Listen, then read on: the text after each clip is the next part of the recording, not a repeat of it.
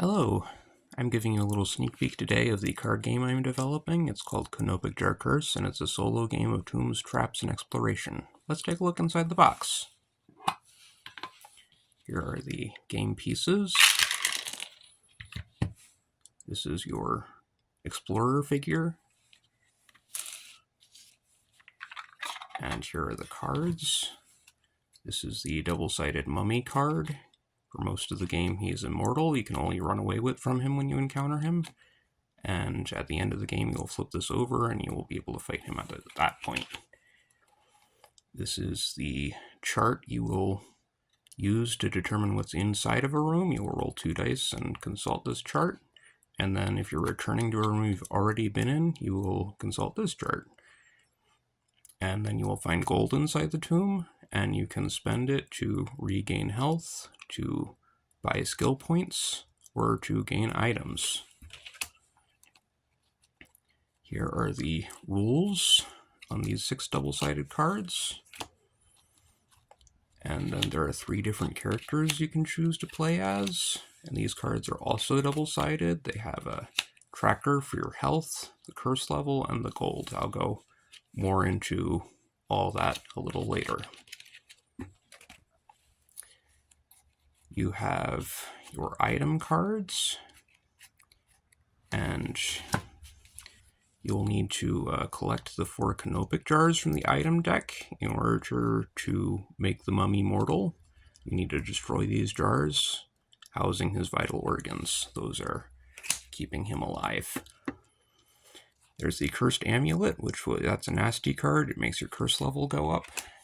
Treasure Chest, Hourglass, the Ankh, Bandages, Scroll of Thoth, Torch, and the Tomb Map. What's a tomb without traps? There are plenty of nasty traps for your explorer to encounter, including pendulums, darts, trapdoors, hidden switches, that's actually a nice card that will allow you to disarm a trap or open a secret door. The doors can close on you, locking you in. And there are trapped chests as well that shoot hidden darts. There are spears coming from the ceiling, and there are giant boulders. There are enemies you can fight straight out of Egyptian mythology, including the Sphinx, the undead servant, the crocodile warrior, the giant scarab, the falcon warrior, the mummified cat, the Sphinx, and the jackal warrior. Lastly, you have the map cards, and you'll be laying these out on the table and moving your figure around to different rooms as you explore.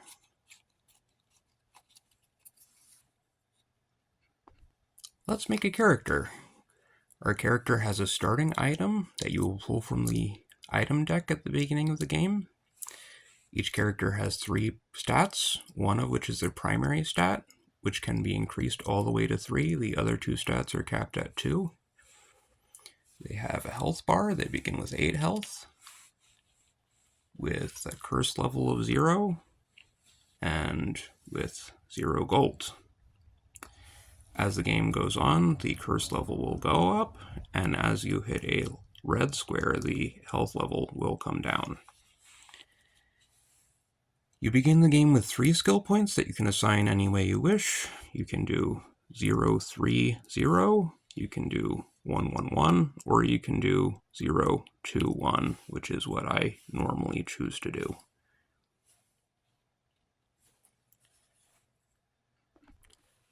The final cube is used for tracking your enemy's health.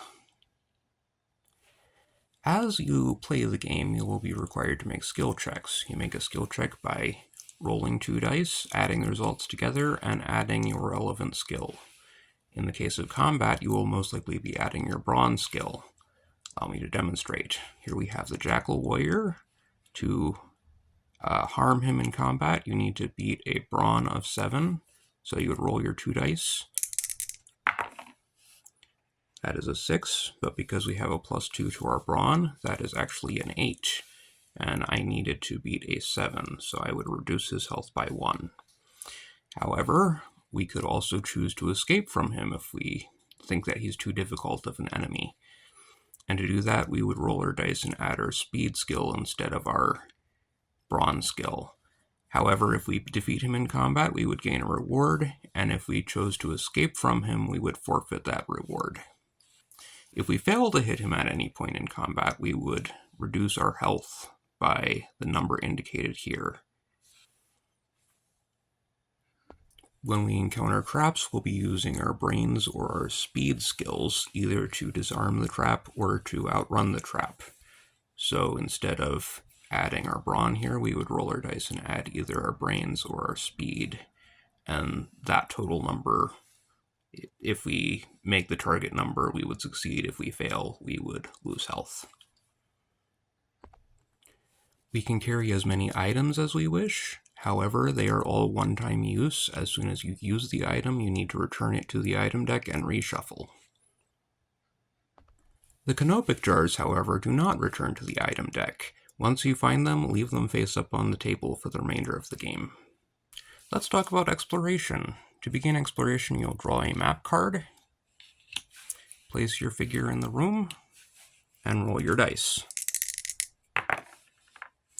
That is a 6. So in this instance, I would draw an item card and a trap card. So I got the tomb map and the hidden switch in this case.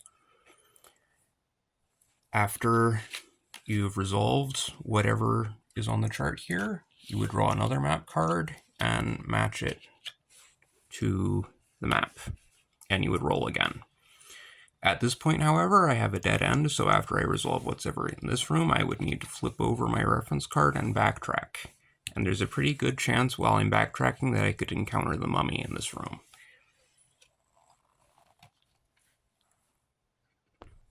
At times, you will encounter dead ends while exploring, and if there's no way to progress, you will gain 1 curse level, and then you will shuffle the map deck and start a new level. However, if you have either the hidden switch or the tomb map in your inventory, you can open a secret passage, and you will do that by simply drawing another map card and matching the doorway to the room that you were in, and you have a secret door, and the curse level will not go up at that point. If you've used all of your map cards, but there are still open exits in the room you were in, you can use these discs to block off the doors that lead back into the tomb map, and then you will shuffle all of these cards, and you can continue exploration without raising the curse level.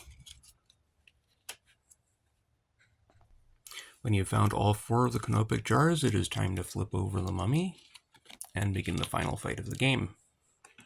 You'll do this by rolling your 2 dice and adding your bronze skill.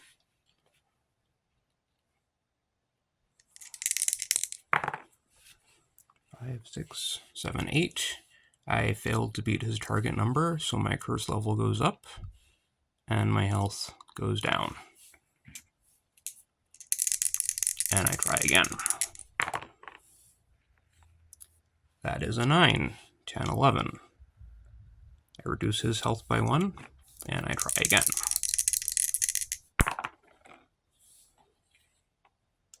4, 5, 6, 7, 8. That is a failure, so my curse level goes up.